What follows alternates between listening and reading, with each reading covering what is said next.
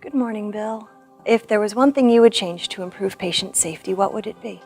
Well, I think if I had to choose just one thing, it would probably be the effectiveness of clinical decision support software.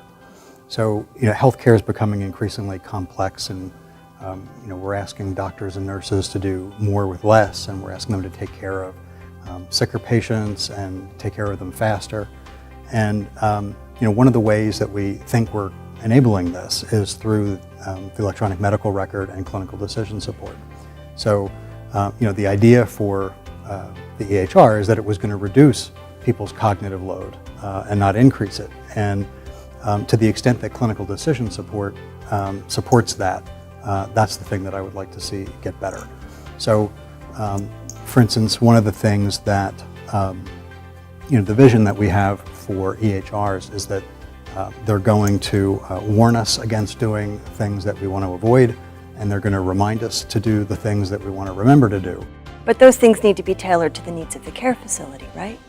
Every healthcare organization has to become engaged in optimizing their clinical decision support. So right now, the problem of alert fatigue, I think, is a real issue in a lot of organizations, and I've heard some hospitals are even getting to the point where they're just simply turning it off rather than trying to fix it. And there are lots of things that you can do to make those, to make the alerts more relevant. But I think over time, what I would hope would happen is that clinical decision support will start to become context sensitive. So if a particular physician has overridden a particular alert for the same patient 3 days in a row, there's no need to keep presenting them with the same information over and over.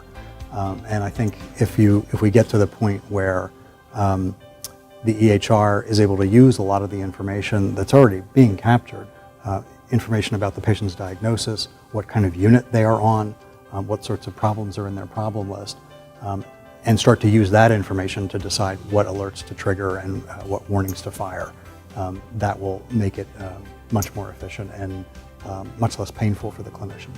So in the meantime, what are some strategies that clinicians can implement with their clinical decision support systems that would make a difference today or tomorrow, as opposed to, with the next several versions of the software? So one of the things that you can do is go to what's called a tiered alerting system. So a tiered alerting system basically sets 3 or 4 levels at which different sorts of interventions are applied. So an alert that might be a hard stop, you would only do that for something that is a high alert medication and clearly outside the dosing norms. A level back from that might be things where you require a physician to document why they're overriding an alert because it is still a significant issue.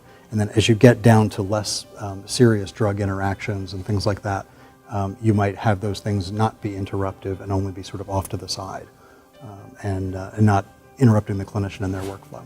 It's primarily driven by a lot of the adverse events that we see at ECRI, and issues of systems not supporting clinicians, warnings that should fire and don't, systems that have not incorporated specific checks that should be given, not looking for things that are out of dosing range. We have one of the issues that's on our top 10 list actually relates to this, which is people mixing up pounds and kilograms in the EHR, which can then affect how drugs are dosed.